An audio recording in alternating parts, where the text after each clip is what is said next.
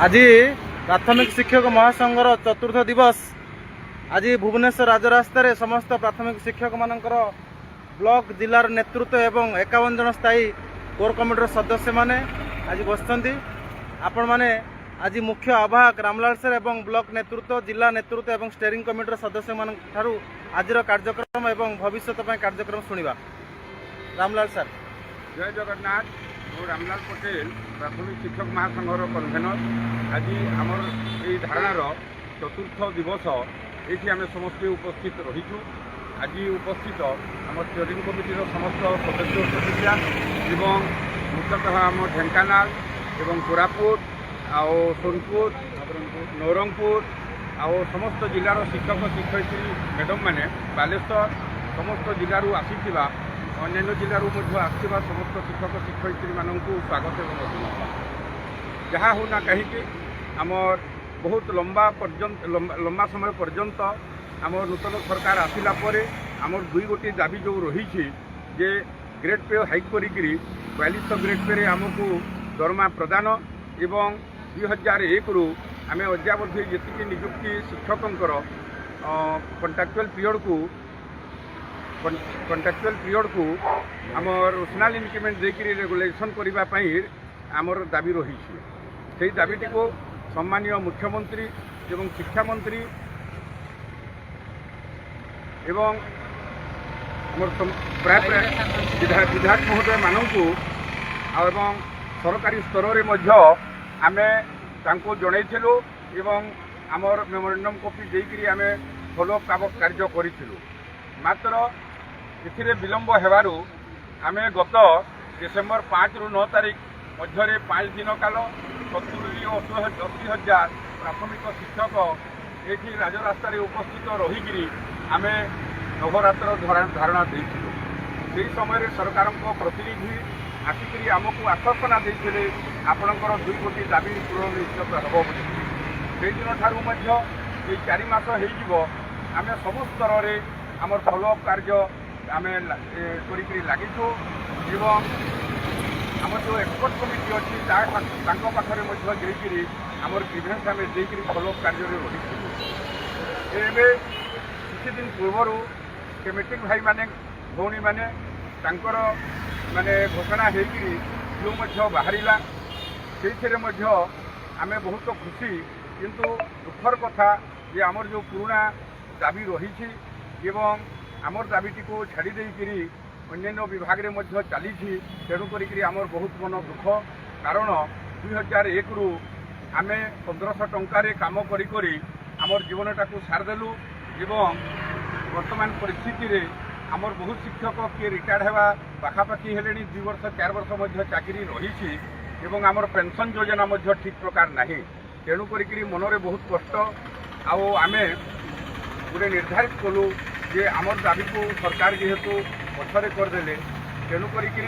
गत 8 तारिख रु आम एठी ओडिशा स्टीयरिंग कमिटी एवं जिला नेतृत्व मानक नहीं आम एठी धारणा बसी हिसाब से जेहेतु आम ये बसीचु सरकार को जनवाई चाहूँ सम्मानीय मुख्यमंत्री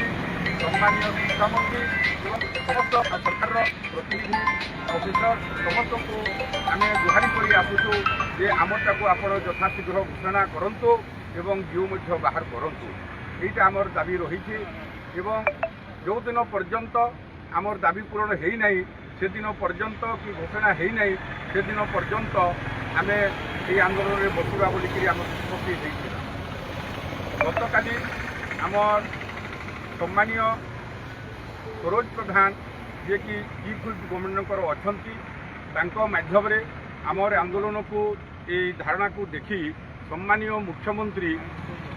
माध्यम आमको डेलीगेशन से डाकी एवं आम 7:30 से जाइलु 5 जन आम डेलीगेशन नहीं सम्मानीय मुख्यमंत्री सेठी प्रकाश कले ଯେ ତୁମର ଦାବି ବିଷୟରେ ଆମେ ଅବଗତ ଅଛୁ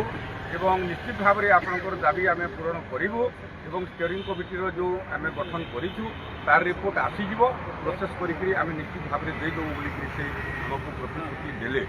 ଏବଂ ଆଜି ଭୋର ସକାଳୁ 4ଟାରୁ ଆମେ ବାହାରିକିରି ଆମେ ଯେଉଁ 19-20 ଭାଇ ଥିଲୁ ଆମର ଷ୍ଟିଅରିଂ କମିଟିର ଏବଂ ସମ୍ମାନୀୟ ସୁରଜ ପ୍ରଧାନ ମହୋଦୟଙ୍କ ସାଙ୍ଗରେ ଆମ ଶିକ୍ଷାମନ୍ତ୍ରୀଙ୍କୁ ଆମେ ତାଙ୍କର ବାସଭବନରେ ଦେଖା କରିଥିଲୁ ସେ ମଧ୍ୟ ତାଙ୍କ ଘରକୁ ଯାଉଥିଲେ ସେ ମଧ୍ୟ କହିଲେ ଯେ କାମ ଆମେ କରୁଛୁ ଏବଂ ଆପଣମାନେ ବି ତ ଆସୁଛନ୍ତି ଆମେ ନିଶ୍ଚିତ ଭାବରେ କହିଲୁ ଯେ ଆପଣ ବହୁତ ସହଯୋଗ କରୁଛନ୍ତି କିନ୍ତୁ ବର୍ତ୍ତମାନ ଘୋଷଣା କରିବା ପାଇଁ ପ୍ରକ୍ରିୟା କରନ୍ତୁ ତାହେଲେ ମୁଁ ଯାଇକରି ଘରକୁ ଫେରୁଛି ଏବଂ ନିଶ୍ଚିତ ଭାବରେ ଏଇଟା ପ୍ରକ୍ରିୟା ଆମେ କରିବା ବୋଲିକରି ସେ ମଧ୍ୟ ପ୍ରକାଶ କଲେ ତ ଆଜି ଆମ ଚତୁର୍ଥ ଦିବସରେ ଆମେ ସମସ୍ତେ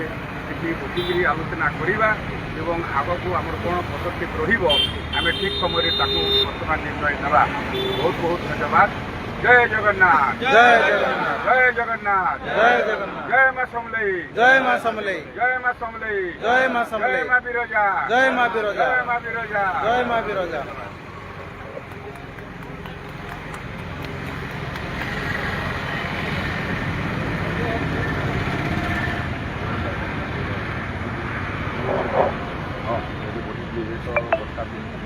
ସମସ୍ତଙ୍କୁ ଆଜି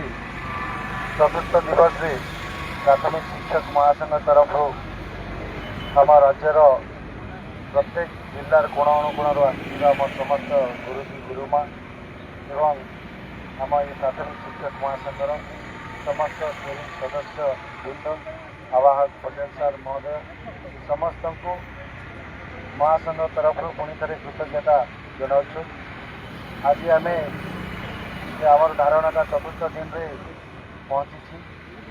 ଏବଂ ଆପଣମାନେ ସମସ୍ତେ ଜାଣିଛନ୍ତି ଯେ ସରକାର ମଧ୍ୟ ଆମର ଏ ଗଣଧାରଣାକୁ ନେଇକି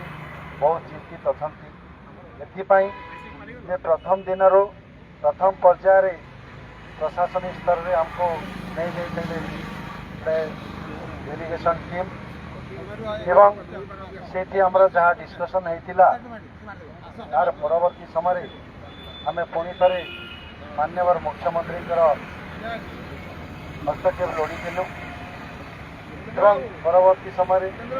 ଆମେ ଆମର ବିଜେପି ଭାରତୀୟ ଜନତା ପାର୍ଟି ପ୍ରେସିଡେଣ୍ଟ ତଥା ବର୍ତ୍ତମାନର ଯେ ଆମର ରାଜ୍ୟସଭା ସାଂସଦ ମାନ୍ୟବର ମନମୋହନ ସାମନ୍ତଙ୍କ ସହିତ ଆମର ସାକ୍ଷାତ ହୋଇଥିଲା 2 ନମ୍ବର ଦିନ ସେ ମଧ୍ୟ ଆମକୁ କଥା ଦେଇଥିଲେ ଯେ ସରକାର ତୁମର 2 ଦଫା ଦାବିକୁ ନେଇକରି ଅବଗତ ଅଛନ୍ତି ଏବଂ ବହୁତ ସଚେତନ ଅଛନ୍ତି ମଧ୍ୟ ଆଉ କେମିତି ଶୀଘ୍ର କରାଯିବ ଯେହେତୁ କମିଟିକୁ ଦାୟିତ୍ୱ ଦିଆଯାଇଛି ହାଇପାର କମିଟିକୁ ସେମାନେ ଯେତେ ଶୀଘ୍ର ତାଙ୍କ ରିପୋର୍ଟ ପ୍ରଦାନ କରିବେ ଆମେ ସେତେ ଶୀଘ୍ର ଆପଣଙ୍କ 2 ଦଫା ଦାବିକୁ ପୂରଣ କରିବୁ। ତାର ପରବର୍ତ୍ତୀ ସମୟରେ ଗତକାଲି ଆପଣମାନେ ଜାଣିଛନ୍ତି ଯେ ଆମେ ମାନ୍ୟବର ବୌଦ୍ଧ ବିଧାୟକ ତଥା ଚିଫ୍ ହୁଇପ୍ ସାର୍ଙ୍କର ଅଧ୍ୟକ୍ଷତାରେ ଆମେ ଗୋଟେ 5 ଜଣିଆ ପ୍ରତିନିଧି ତାଙ୍କର ଅଧ୍ୟକ୍ଷତାରେ ଆମେ ମାନ୍ୟବର ମୁଖ୍ୟମନ୍ତ୍ରୀଙ୍କ ପାଖକୁ ଆମକୁ ନିଆଯାଇଥିଲା ଏବଂ ସେଇଠି ଆମର 2 ଦଫା ଦାବି ସମ୍ବଳିତ ଦାବିପତ୍ରକୁ ପ୍ରଦାନ କରିଥିଲୁ ଏବଂ ସେଇଠି ଆମର ମାନ୍ୟବର ମୁଖ୍ୟମନ୍ତ୍ରୀଙ୍କ ସହିତ 2 ଦଫା ଦାବି ଉପରେ ପୁଙ୍ଖାନୁପୁଙ୍ଖ ଆଲୋଚନା ମଧ୍ୟ ହେଇଥିଲା। ମାନ୍ୟବର ମୁଖ୍ୟମନ୍ତ୍ରୀ ମଧ୍ୟ ଆପଣଙ୍କର ଦାବି ଉପରେ ସରକାର ସଚେତନ ଅଛି ଏବଂ ଯେହେତୁ ଗୋଟେ ପ୍ରକ୍ରିୟା ଦେଇକି ଚାଲିଛି ଯେତେ ଶୀଘ୍ର ହାଇପାୱାର ଏକ୍ସପର୍ଟ କମିଟି ରିପୋର୍ଟ ପ୍ରଦାନ କରିବେ ଆପଣମାନଙ୍କର ହେଇଯିବ କାହିଁକି ଅନେକ ବିଭାଗର ଅନେକ ଦାୟିତ୍ୱ ତାଙ୍କ ମଧ୍ୟ ରହିଛି ତ ଏହା କହିଥିଲେ ଆମେ ତାଙ୍କୁ ଆମର କ୍ଷୋଭ ଜାହିର କରିଥିଲୁ ଏଥିପାଇଁ ଯେ ଗତ ଡିସେମ୍ବର 5ରୁ ଆଜି ପର୍ଯ୍ୟନ୍ତ 4 ମାସ ଅତିକ୍ରାନ୍ତ ହେଇଯାଇଥିଲେ ମଧ୍ୟ ଆମେ ଆମର ଦାବିରେ ଆମର ନିଷ୍କର୍ଷରେ ପହଞ୍ଚି ପାରିନାହୁଁ ତେଣୁ ତାଙ୍କୁ କହିଲା ପରେ ସେ ମଧ୍ୟ କହିଥିଲେ ନିଶ୍ଚିତ ଭାବରେ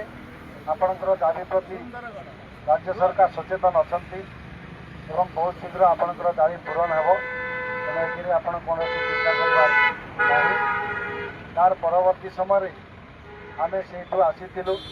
आज सकाळୁ भोर भोर पुणी थे मान्यवर चीफ व्हिप अध्यक्षतार आम आमर मान्यवर गणशिक्षा मंत्री महोदय सहित आमर साक्षात होता आमर 2 दफा दाबी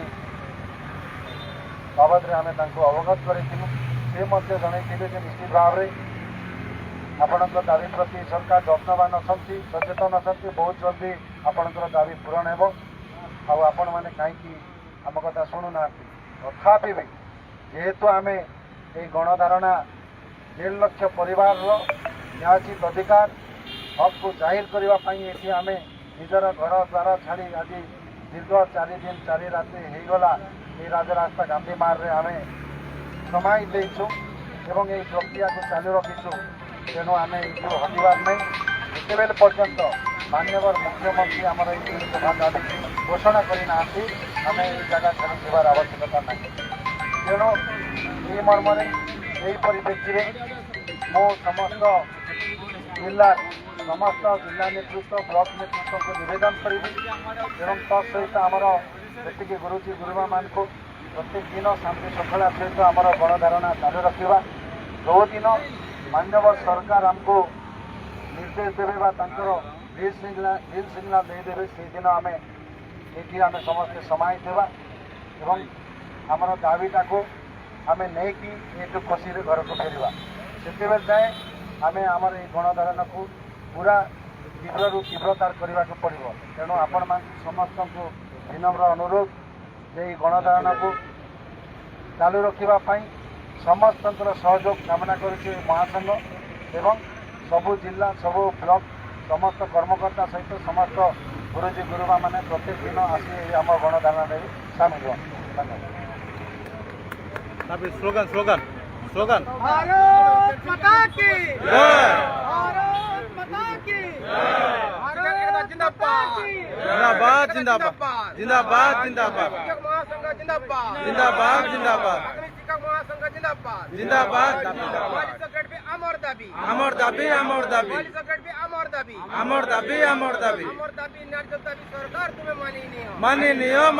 अमर दाबी न्याय दाबी सरकार तुम्हें माननीय माननीय 6 वर्ष गणना करिबा अमर दाबी अमर दाबी अमर दाबी 6 वर्ष गणना करिबा अमर दाबी अमर दाबी अमर दाबी छोटी नोटल इंक्रीमेंट प्रदान करिबा अमर दाबी अमर दाबी अमर दाबी नोटल इंक्रीमेंट प्रदान करिबा अमर दाबी अमर दाबी अमर दाबी अमर दाबी न्याय दाबी सरकार तुम्हें माननीय माननीय अमर दाबी न्याय दाबी सरकार तुम्हें माननीय माननीय वाली सेक्रेटरी अमर दाबी अमर दाबी अमर दाबी वाली सेक्रेटरी अमर दाबी अमर दाबी अमर दाबी प्राथमिक शिक्षक महासंघ जिंदाबाद जिंदाबाद जिंदाबाद